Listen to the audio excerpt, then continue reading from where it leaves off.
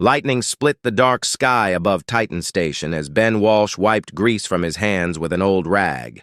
The mining outpost shook with each thunder crash, making the tools on his workbench rattle like angry insects. He had been trying to fix a broken drill motor for 3 hours, but his mind kept wandering to the stack of bills on his desk and his daughter's school fees that were due next week. Amy sat at the corner table doing her homework under the harsh white light of a repair lamp. At 15, she had her mother's dark hair and stubborn streak, plus Ben's gift for understanding how machines worked. She could strip down a plasma cutter faster than most trained mechanics, though Ben hoped she would choose a different path. When she graduated, "Dad, the weather scanner is going crazy," Amy said, looking up from her math problems. "There's something big coming through the storm." Ben walked over to the old scanner screen, its surface cracked but still functional. A bright dot was moving fast across the display, too fast for any mining ship or cargo hauler. Whatever it was in trouble. The dot flickered and started falling toward the station's outer landing area. "That's not good," Ben muttered. He grabbed his heavy coat from the hook by the door. "Stay here, Amy. Lock up behind me." "But Dad..." "No arguments. That thing might explode when it hits." Ben stepped out into the storm, rain hitting his face like cold bullets. The wind tried to push him back toward the shop, but he lowered his head and walked toward the landing area. In the distance, he could see flames cutting through the darkness. Something had definitely crashed. The wreckage was worse than he expected. A sleek shuttle lay twisted among the rocks, its hull cracked open like a broken egg. Expensive metal gleamed even in the storm, the kind of materials Ben had only seen in technical manuals. This was no ordinary ship. Smoke poured from the engine section, mixing with the rain to create a choking fog. Ben covered his mouth with his sleeve and moved closer. Through a hole in the cockpit, he could see someone inside, not moving. The pilot was alive, but unconscious. Ben could see the rise and fall of breathing, even though blood ran down from a head wound. But this was no human pilot. The figure was tall and thin, with skin that looked like polished stone, and hair that seemed to glow with its own light. An alien, and from the look of the ship, probably a rich one. Ben had seen aliens before at the trading posts, but never up close like this. Most humans on the outer rim kept their distance from the strange beings who ruled the inner systems. This one wore clothes that probably cost more than Ben made in a year, but right now she looked as helpless as anyone else. He climbed carefully into the wreckage, checking for unstable metal and live wires. The pilot's breathing was getting weaker. Whatever species she belonged to, she was hurt bad and getting worse. Ben had basic medical training from his mining days, but this was beyond anything he knew how to handle. The smart thing would be to call the station authorities and let them deal with it. Aliens meant complications, questions, and usually trouble for people like him. But the woman's face was peaceful even in unconsciousness, and something about her reminded him of Amy sleeping. After a hard day, Ben made his choice. He worked his arms under the pilot's shoulders and legs, surprised by how light she felt despite her height. Her skin was warm to the touch, not cold like stone as he had expected. Carefully, he lifted her from the wreckage and started the long walk back to his shop. The storm seemed to get stronger as he carried her, as if the weather itself wanted to stop him. Rain soaked through his coat and made the alien woman's weight feel heavier with each step. By the time he reached the shop, both of them were drenched and Ben's arms ached. Amy opened the door before he could knock, her eyes wide with shock. "Dad, what is that?" "Someone who needs help," Ben said simply. He carried the alien upstairs to their small living area above the shop. Their apartment was nothing fancy, just 3 rooms with worn furniture and patched walls, but it was warm and dry. Ben laid the woman on his bed, the only one big enough for her tall frame.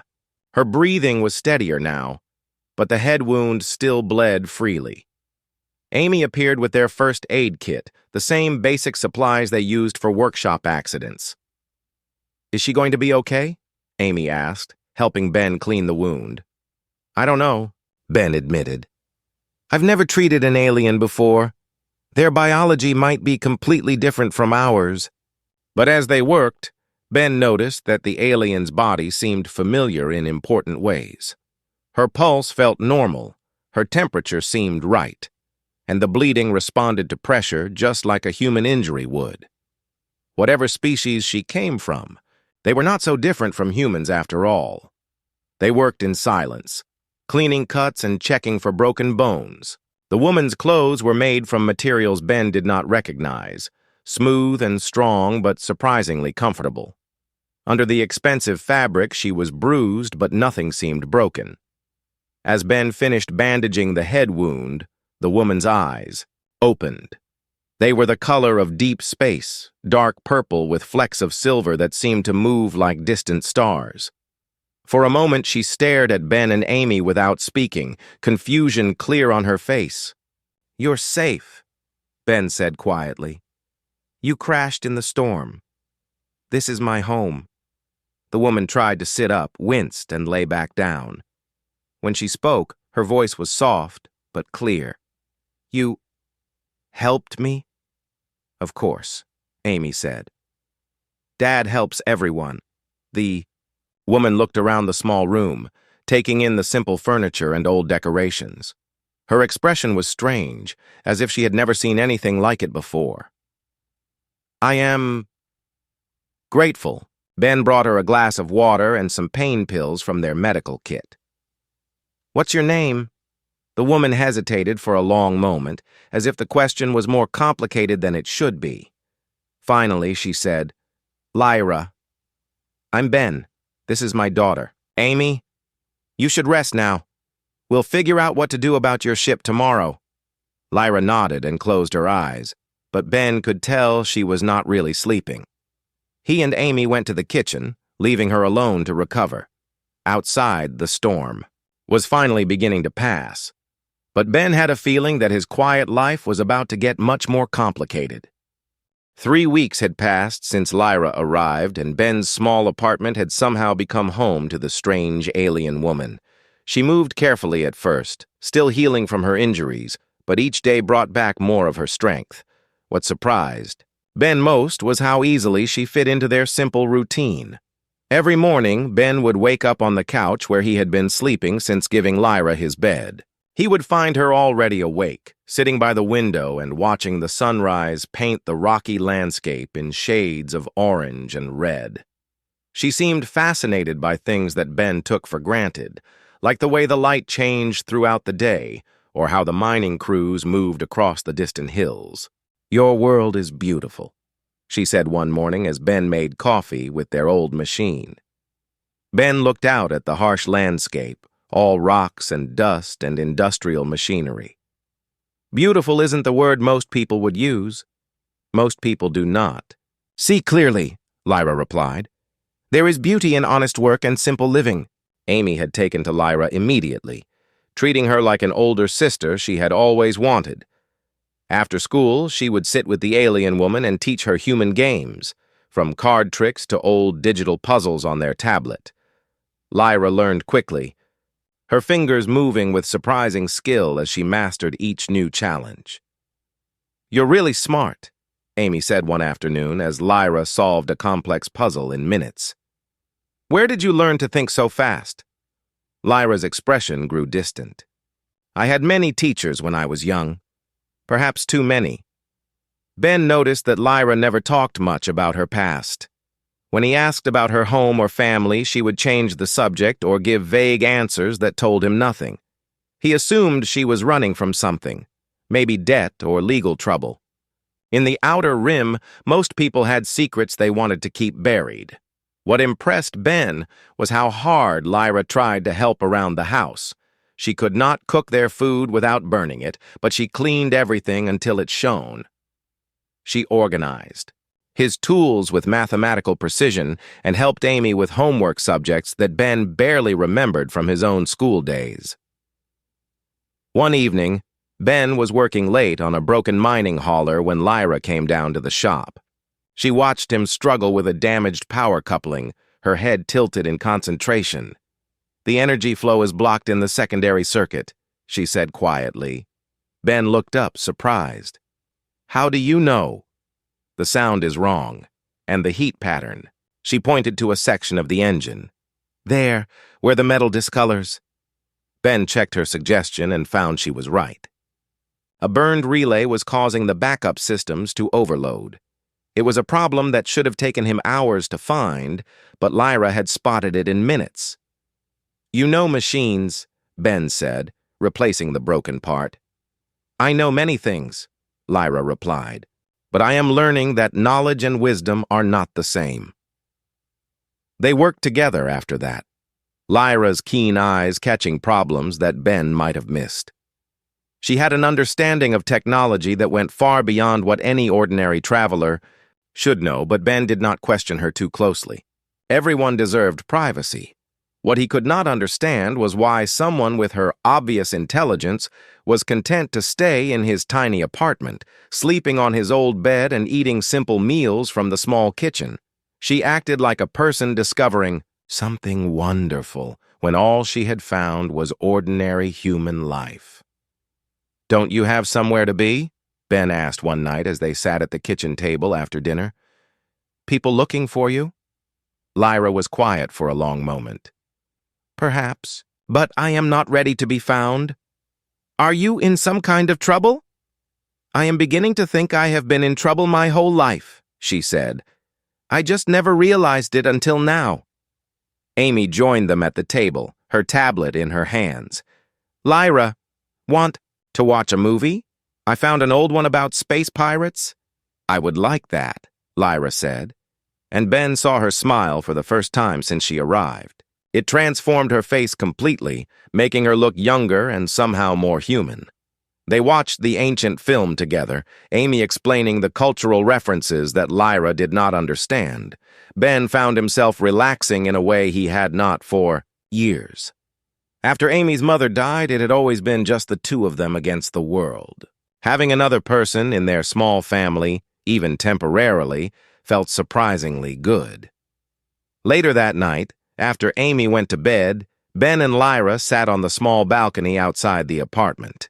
The night air was cool and clear, with more stars visible than most humans would ever see from inside the civilized systems. Your daughter is remarkable, Lyra said. She gets that from her mother, Ben replied. Emma was the smart one in our family. I just fix things that break. You do more than fix. Machines, Lyra said. You fixed me. You were just hurt. Anyone would have helped. Lyra turned to look at him, her strange eyes serious in the starlight. No, Ben, not anyone. Where I come from, kindness without expectation of reward is very rare. Sounds like a lonely place. It is, she said softly. More lonely than I ever understood. Ben wanted to ask more about her past, but something in her voice warned him away. Instead, they sat in comfortable silence, watching the stars wheel overhead. In the distance, the mining operations continued their endless work, but up here, it felt like they were the only people in the universe. How long will you stay? Ben asked eventually. As long as you will have me, Lyra replied. If that is acceptable. Ben thought about his empty savings account and the bills piling up on his desk. He thought about Amy's school fees and the rent that seemed to get harder to pay each month. Having another person to support should have worried him, but somehow it did not. Stay as long as you want, he said. We'll figure it out. The next morning brought new challenges. The heating system in their building broke down, leaving all the tenants shivering in the cold morning air. Ben spent most of the day crawling through maintenance tunnels, trying to find the problem while the building manager complained about the cost of repairs. When he came home that evening, dirty and frustrated, he found that Lyra had somehow convinced Amy to help her reorganize the entire shop. Tools were arranged by function and frequency of use. Parts were cataloged and labeled. The old workbench had been cleaned and expanded with materials Ben did not recognize. Where did you get all this? Ben asked, looking at the improved workspace. I am good at finding things people have discarded, Lyra said. Much can be salvaged and repurposed. That night, Amy fell asleep on the couch while watching another old movie. Ben carried her to her small bedroom, tucking her in like he had done every night since she was small.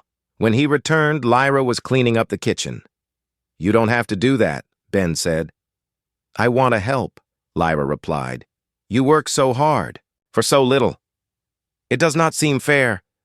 Ben shrugged. Life isn't fair. But that doesn't mean we stop trying. Lyra paused in her cleaning, studying his face. You really believe that? What else is there to believe in? She did not answer, but Ben saw something change in her expression. Later, as he lay on the couch trying to fall asleep, he heard her moving quietly in his bedroom. Through the thin walls, he could hear what sounded like her talking to someone in a language he did not recognize. He told himself it was probably just prayers or meditation, but something about the tone made him uneasy. Still, when morning came and Lyra greeted him with coffee and a smile, his worries faded. Whatever secrets she carried, whatever trouble she might be running from, she had brought something precious into his and Amy's life. For the first time in years, their small apartment felt like a real home instead of just a place to sleep between work shifts. Ben had no way of knowing that. His kindness to a stranded traveler would soon change everything he thought he knew about his place in the universe. The official notice arrived on a Tuesday morning, delivered by a nervous courier who would not meet Ben's eyes. Ben signed for the package with hands that were already shaking before he opened it. He had been expecting bad news for weeks, but seeing it in official legal language made his stomach turn to ice. Eviction notice. 30 days to vacate. The building had been sold to Titan Development Corporation, and they were tearing down the entire complex to build luxury housing for the mining executives. Ben's lease meant nothing to them, and his small savings account meant even less. Amy was at school, but Lyra sat at the kitchen table reading one of Amy's old textbooks. She looked up when Ben came inside, her strange eyes immediately focusing on the papers in his hand. Bad news? She asked quietly. Ben sank into his chair, feeling older than his 43 years. We have to move. They're tearing down the building. Where will you go? I don't know. Ben spread the legal papers on the table as if staring at them would make them say something different. Most of the other stations want deposits I can't afford. And even if I could find a place, I'd need to close the shop for weeks while we relocate. Can't afford to lose that much income. Lyra was quiet for a long moment, her fingers drumming against the table in a pattern Ben had noticed before. It was something she did when she was thinking hard about a problem. There must be options, she said finally.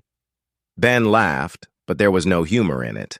Options are for people with money. I'm a grease monkey with a 15-year-old daughter and bills I can barely pay. My options are take what they offer or end up sleeping in my truck.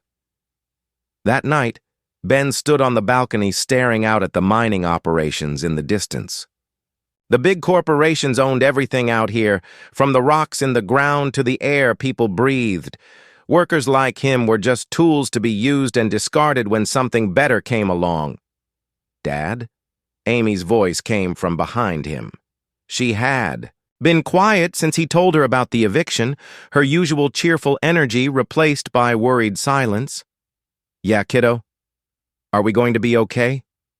Ben wanted to lie, to tell her everything would work out fine, but Amy was too smart for comfortable lies.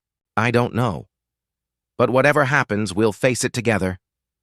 Amy nodded and went back inside, but Ben could see the fear in her eyes. He had failed her. After Emma died, he had promised himself that he would always provide for their daughter, always keep her safe. Now he was about to lose their home and probably his business, too. Lyra found him there an hour later, still staring at the stars that suddenly seemed very cold and distant.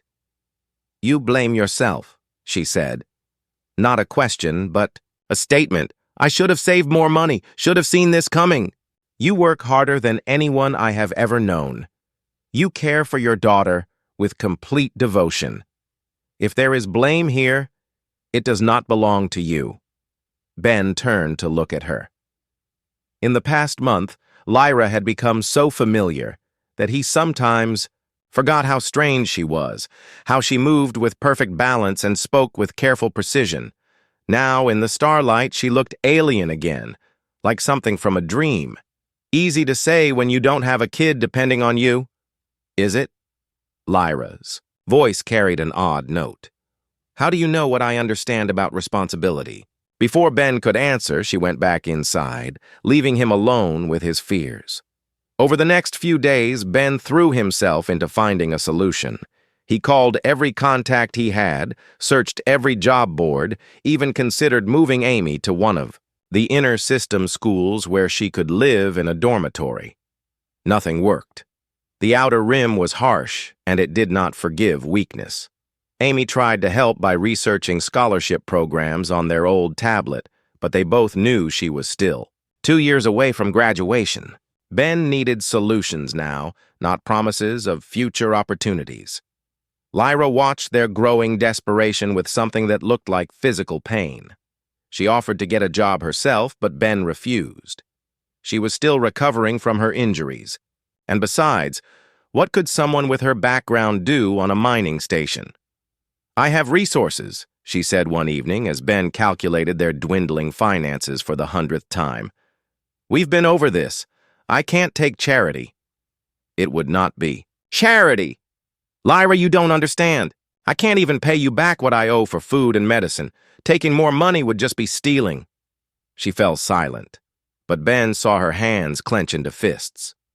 Later that night, he heard her talking to someone again in that strange language, her voice urgent and frustrated. 2 weeks before the eviction deadline, Ben found a possible solution. A cargo company was looking for a mechanic on a deep space freighter, months-long runs between the outer colonies and the trading posts. The pay was decent, and they provided housing for families. The catch was that Amy would have to finish school, through distance learning, spending most of her teenage years traveling through empty space. It's not ideal, Ben told Amy as they sat in their small kitchen, but it's honest work, and we'd stay together. Amy nodded, trying to look positive, but Ben could see how the idea of leaving her friends and the only home she had ever known hurt her. At 15, she needed stability, not adventure. When do we leave? She asked. Next month. The ship captain wants to meet with us first, but it looks promising. Lyra had been quiet during dinner, picking at her food and staring out the window. Now she stood up abruptly, her chair scraping against the floor. I cannot watch this anymore, she said. Watch what? Ben asked. You are destroying your life for pride, your daughter's future for stubbornness. Ben felt his temper flare. You think I want to live on a cargo ship? You think this is my first choice? I think you are so determined to solve everything yourself that you cannot see solutions standing in front of you. What solutions? Magic money from the sky? Rich relatives I forgot about? Lyra stared at him for a long moment, her alien features unreadable. Then she walked to her small bag, the only possession she had brought from her crashed ship. From inside, she pulled out a small device that gleamed like polished silver. I tried to respect your wishes, she said quietly, but I cannot let you sacrifice everything for honor. She pressed something on the device, and it projected a hologram into the air above their kitchen table. Ben and Amy gasped as three-dimensional images appeared, showing what looked like official government documents covered in text he could not read. What is this? Ben asked. Lyra touched the device again, and the text changed to words he could understand. At the top of the first document, in large letters, it said, Royal Seal of the Altine Dominion. I am not who I said I was, Lyra said, her voice steady despite the way her hands shook. My real name is Lyra Altine, and I am the Empress of the Altine Dominion. Ben stared at the hologram, then at Lyra, then back at the hologram. Amy made a small choking sound. Empress, Ben repeated slowly. The Altine Dominion controls 47 star systems. Our military includes over 10,000 warships. When I disappeared, they assumed I had been kidnapped or killed. Ben sat down hard, in his chair. Your royalty! I am the absolute ruler of a civilization that spans a quarter of this galaxy. The kitchen fell silent except for the hum of their old refrigerator. Ben looked at the woman who had been sharing their simple meals and sleeping in his bed, who had helped Amy with homework and learned to play human card games. Why didn't you tell me? Because for the first time in my life, someone treated me like a person instead of a title. You offered kindness without knowing what I could give you in return. Lyra's voice grew soft. You have no idea how rare that is.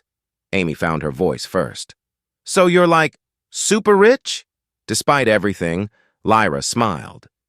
Yes, Amy, I am super rich. Ben stood up and walked to the window, staring out at the mining equipment in the distance. An alien Empress had been living in his apartment for a month, washing dishes and watching old movies. It was too strange to believe, but the evidence floated in the air behind him. So what now? He asked without turning around. Now I help my friends, Lyra said simply. If you will let me. Ben turned around slowly, his mind still trying to process what Lyra had just told him. An Empress. The ruler of 47 star systems had been sleeping in his bed and eating his simple food for a month. It felt like a cruel joke. You lied to me, he said quietly. I withheld information, Lyra corrected. Everything else was true. My gratitude, my friendship, that was all real. Was it?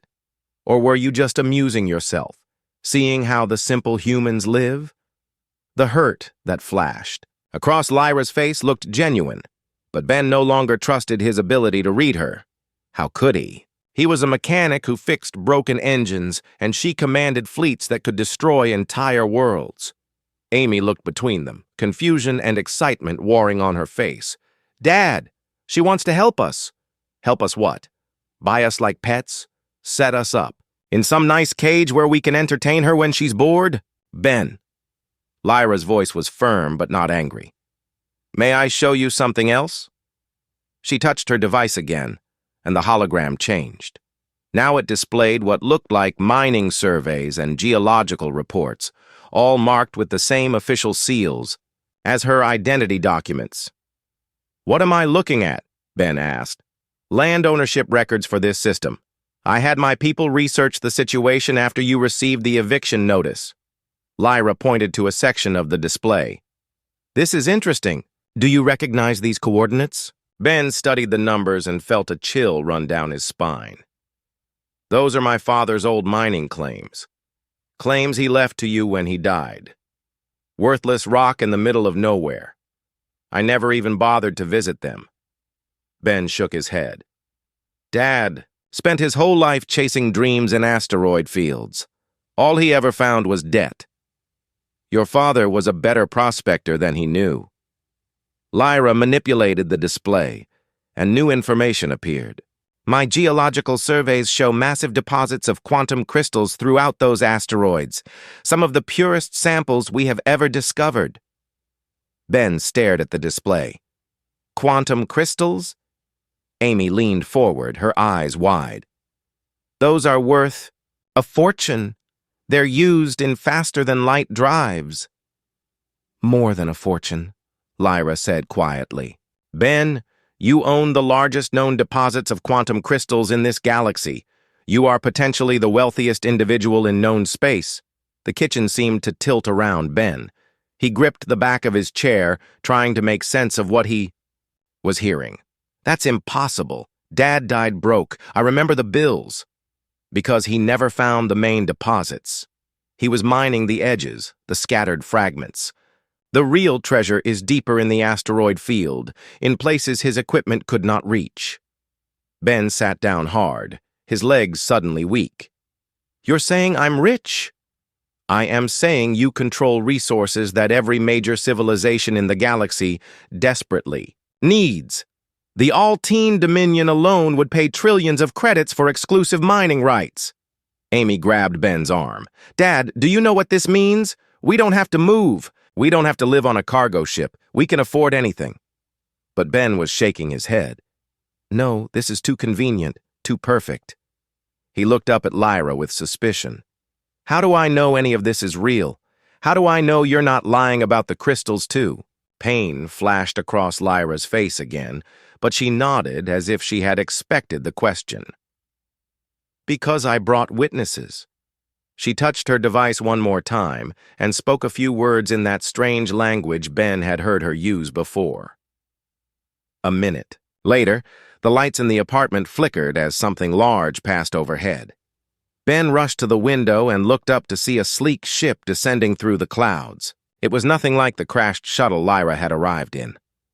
This vessel was huge, easily the size of the entire mining station, and it moved with the silent grace of advanced technology. My rescue ship, Lyra explained. They have been searching for me for weeks. I finally called them when you received the eviction notice. The ship settled onto the landing field outside the station, and Ben could see crowds of people gathering to stare at it. Within minutes, there was a knock at his door. Ben opened it to find 3 aliens waiting in the hallway. They wore uniforms that gleamed like metal, and their faces showed the same crystalline features as Lyra. One of them, obviously the leader, bowed deeply when he saw her. Empress, he said, in accented but clear English. We are relieved to find you safe. Thank you, Commander Vale. Please come inside. Lyra gestured to Ben and Amy.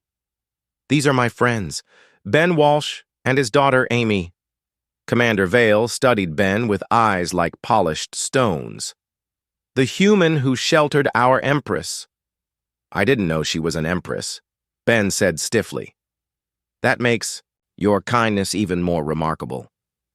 Vale turned back to Lyra. Empress, we must discuss security arrangements for your return. In a moment. First, I need you to confirm something for Ben. Lyra showed Vale the mining survey data. Are these readings accurate? Vale examined the display and nodded. Our best geologists compiled this report. The quantum crystal deposits are extraordinary, larger than anything in Alteen space. And the ownership records? Verified through multiple sources. The human legally owns all mining rights to those asteroids. Ben felt like he was drowning in impossibilities. This is insane. Yesterday I was worried about paying rent. Now you're telling me I own half the galaxy's crystals? Not half, Vale corrected seriously, but a significant percentage, enough to influence the balance of power between civilizations. Amy had been quiet during the exchange, but now she spoke up. What does this mean for us? For our family? Lyra knelt down to Amy's eye level. It means you never have to worry about money again. It means you can go to the best schools in the galaxy, study anything you want. It means your father can choose his work based on what he loves, not what pays the bills. And what do you get out of it? Ben asked suspiciously. There has to be a catch. Lyra stood up, meeting his eyes directly. I get to repay a debt. You saved my life when you had no reason to trust me. You welcomed me into your home when I was just a stranger. Everything I am offering is less than what you gave me. Commander Vale cleared his throat politely. Empress, there are other matters that require your attention. The Dominion has been without leadership for over a month. I know. Lyra looked around the small apartment that had been her home, her gaze lingering on the kitchen table where she had shared so many meals, the couch where she had watched old movies with Amy. But leaving will be more difficult than I expected. Ben watched her face and realized that despite everything, despite the lies and the impossible revelations, his feelings for this strange woman had not changed. She was still the person who had organized his tools and helped Amy with homework. She was still the woman who had found beauty in his simple life and treated his daughter like family. You have to go back, he said quietly. Yes, my people need me. But Ben, I want you to know that this month with you and Amy has been the happiest of my life. Even sleeping on a lumpy bed and eating ration-packed dinners, especially then. Lyra smiled sadly. I have palaces and servants and power beyond measure, but I have never had what you gave me, a family that cared about me for who I was, not what I could do for them. Amy suddenly burst into tears. I don't want you to leave. Lyra hugged her tightly. I do not want to leave either. But sometimes we must do things that are hard because they are right. Ben found himself facing a choice he had never imagined. His daughter was crying, holding on to an alien Empress who had become part of their family. Their lives had been turned, upside down by revelations that changed everything they thought they knew about their place in the universe. But looking at Lyra's face, seeing the genuine pain in her alien eyes, Ben realized that some things had not changed at all. She was still the woman who had brought joy into their small apartment. She was still someone Amy loved and trusted. And despite everything, she was still someone Ben cared about more than he was ready to admit. How often do empresses get vacations? He asked suddenly. Lyra looked up, surprise replacing the sadness in her expression. What do you mean? I mean, you'll need to come back and check on your mining investments. Make sure I'm not cheating you on the crystal extraction. A slow smile spread across Lyra's face, and for a moment she looked like the mysterious woman who had recovered in his bed, not the ruler of star systems. I think that could be arranged, she said softly. Regular inspections would be very important. 6 months later, Ben Walsh stood in the same workshop where it all began, but everything had changed. The old building still looked the same from the outside, but inside, advanced equipment hummed quietly alongside his familiar tools. The eviction notice was now a collector's item, framed on the wall next to pictures of Amy's first day at the Galactic Science Academy.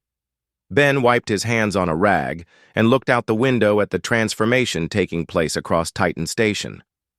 Where there had once been shabby mining barracks, new housing complexes rose from the ground. The old medical clinic had been replaced by a state-of-the-art hospital that could treat humans and dozens of alien species. Clean energy plants had replaced the old fusion reactors, and green spaces dotted the landscape where nothing but rocks had existed before. The miners still worked hard, but now they had proper safety equipment, fair wages, and housing that did not leak when it rained. Their children attended schools with real teachers instead of learning from old computer programs. The changes had come gradually, funded by the profits from Ben's quantum crystal mining operation, but they were real and lasting. Ben's personal wealth was almost impossible to calculate. The asteroid mining platforms pulled quantum crystals from the deep space deposits 24 hours a day, and the demand never seemed to decrease. Every major civilization in the galaxy wanted contracts for the precious materials, and Ben found himself negotiating with beings he had only seen in history books. But the money was just numbers on a computer screen. What mattered was that Amy was happy and healthy, studying advanced physics with professors who had written the textbooks on faster-than-light travel. She came home for weekends full of stories about her new friends from a dozen different worlds, her mind buzzing with ideas that would have seemed like magic to Ben just months before. The door chime interrupted his thoughts, and Ben looked up to see a familiar figure entering the shop. Commander Vale had become a regular visitor, overseeing the security arrangements for the mining operation and serving as Lyra's representative when she could not be there herself. "Good morning, Ben," Vale said in his formal way. "I trust the new extraction equipment is functioning properly?" "Like a dream," Ben replied. "Your engineers know their business. We're pulling 3 times the crystals with half the power consumption." Vale nodded approvingly. "The Empress will be pleased. She takes great interest in the efficiency of operations here." Ben smiled at that. Lyra's visits had become the highlight of his month, though they were always too brief and too formal when other people were around. In public, she was the regal Empress Lyra, speaking with measured authority about trade agreements and diplomatic protocols. But in the quiet moments, when it was just Ben and Amy, she was still the woman who had learned to play human card games and helped with math homework. "Is she coming for the quarterly review?" Ben asked, trying to keep his voice casual. "Tomorrow evening, she specifically requested to inspect the residential improvements you have implemented." Ben knew that was code for wanting to see how the mining families were doing. Despite ruling an empire, Lyra seemed more interested in the welfare of ordinary workers than in the vast profits flowing through the galaxy's economic systems. That evening, Ben was replacing a worn bearing in a mineral processor when Amy's voice called out from upstairs. "Dad! She's here!" Ben looked out to see Lyra's personal shuttle settling onto the landing pad behind the shop. It was smaller than her official transport, designed for quiet visits rather than imperial ceremonies. He cleaned his hands quickly and went upstairs to find Amy already running toward the landing pad. Lyra emerged from the shuttle wearing simple traveling clothes instead of her usual formal robes. She caught Amy in a hug that lifted the teenager off her feet, both of them laughing with genuine joy. Watching them together, Ben felt the familiar warmth that had nothing to do with money or power. "How are your studies?" Lyra asked as they walked toward the shop. "Amazing.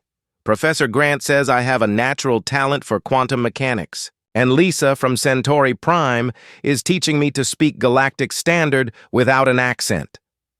"Your accent is charming," Lyra said. "Do not lose it completely." Ben met them at the door, and for a moment, he and Lyra simply looked at each other. Even after all this time, he sometimes could not quite believe that this remarkable woman had chosen to become part of their lives. "Empress," he said with mock formality. "Landlord," she replied with a small smile. It had become their private joke. Technically, Ben owned the asteroids and mining rights, while Lyra's empire provided the technology and transportation. But in practice, they were partners in every sense that mattered. They walked through the station together, Lyra asking detailed questions about the improvements Ben had made. She knew the names of the mining supervisors and their families, remembered which children were starting school and which workers had been injured in recent accidents. For someone who ruled billions of beings across dozens of worlds, she had an remarkable ability to focus on individual lives. "The hospital expansion is impressive," she said as they toured the new medical facility. "Dr. Reed tells me the trauma center can now handle emergencies from the entire outer rim. People shouldn't have to die because they live too far from proper medical care," Ben replied. "We had the money to fix it, so we fixed it." Lyra stopped walking and turned to study his face. "You say that as if it were obvious. Isn't it? Not to most people with your level of wealth. They tend to focus on acquiring more rather than improving what they have." They had dinner that night in Ben's apartment, the same simple space where Lyra had recovered from her injuries months before. Amy chattered about her classes and new friends, while Ben cooked pasta on the same old stove. The only difference was that now they ate by candlelight from real candles instead of the harsh electric bulbs. After Amy went to bed, Ben and Lyra sat on the balcony looking up at the stars.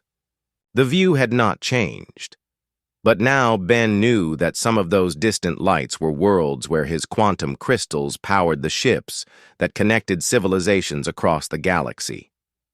"Do you ever regret it?" Lyra asked quietly. "The simple life you had before?" Ben considered the question seriously. His days were more complicated now, filled with meetings and contracts and decisions that affected thousands of people. But when he came home each evening, Amy was there with her homework and her stories. When Lyra visited, they still watched old movies and played card games. "No," he said finally, "I have everything I ever wanted. Amy's future is secure, and I get to help people instead of just scraping by. Plus, I get to see you more often than any mechanic has a right to expect from an Empress." "You are not just a mechanic anymore," Lyra pointed out. You control resources that could destabilize governments. You have influence that reaches across the galaxy.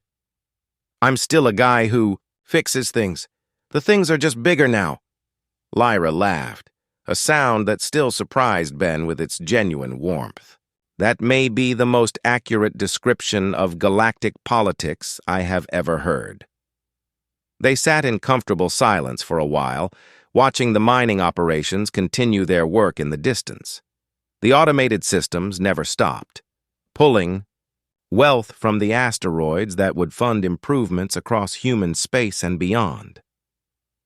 "There is something I need to tell you," Lyra said eventually, her tone becoming serious. Ben felt a familiar chill of worry. "What's wrong?" "Nothing is wrong.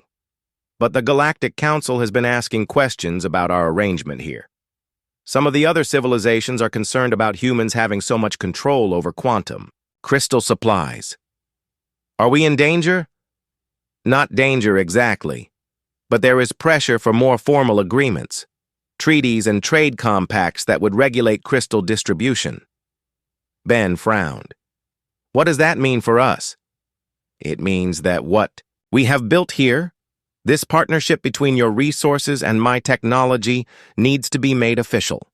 The Council wants to recognize it as a legitimate alliance between the Altine Dominion and the Human Crystal Consortium." "The Human Crystal Consortium?" "That would be you. Ben Walsh, chairman and primary shareholder." Lyra's smile returned. "It has a nice sound to it." Ben shook his head in amazement. "A year ago, I was worried about paying rent. Now I'm the chairman of a consortium? You are also my closest advisor on human affairs. The Council has requested that you attend the next session as an official representative of human interests." "Me? At the Galactic Council?" "You have practical experience in managing resources and improving living conditions for working populations. That is exactly what the galaxy needs more of." Ben looked out at the lights of the station, thinking about all the families whose lives had improved because of choices he had made. He thought about Amy, brilliant and confident, preparing for a future among the stars. He thought about the woman sitting beside him, who had given up the isolation of absolute power to share simple meals and quiet conversations. "All right," he said finally. "I'll do it. But I have one condition." "What is that?" "When we're done with all the official business, all the treaties and trade agreements and diplomatic protocols, we come back here. To this balcony, to this view, you, me, and Amy, eating dinner from the old stove and watching bad movies on the tablet." Lyra reached over and took his hand, her alien fingers intertwining with his calloused ones. "That sounds like the best part of being an Empress." In the distance, the automated mining platforms continued their endless work, pulling quantum crystals from the deep space deposits. But up on the balcony, under the eternal stars, a mechanic and an Empress planned a future that would reshape the galaxy while keeping the simple things that mattered most. Ben Walsh had saved an alien Empress and discovered he was a landlord to the universe. But more importantly, he had learned that the most valuable things in life could not be mined from asteroids or commanded by imperial decree. They had to be built one day at a time, with patience and kindness and the willingness to share what you had with the people who mattered. The stars wheeled overhead, unchanged by the small drama of mortal lives, but for 3 people on a remote mining station, the universe had become a much warmer and more hopeful place.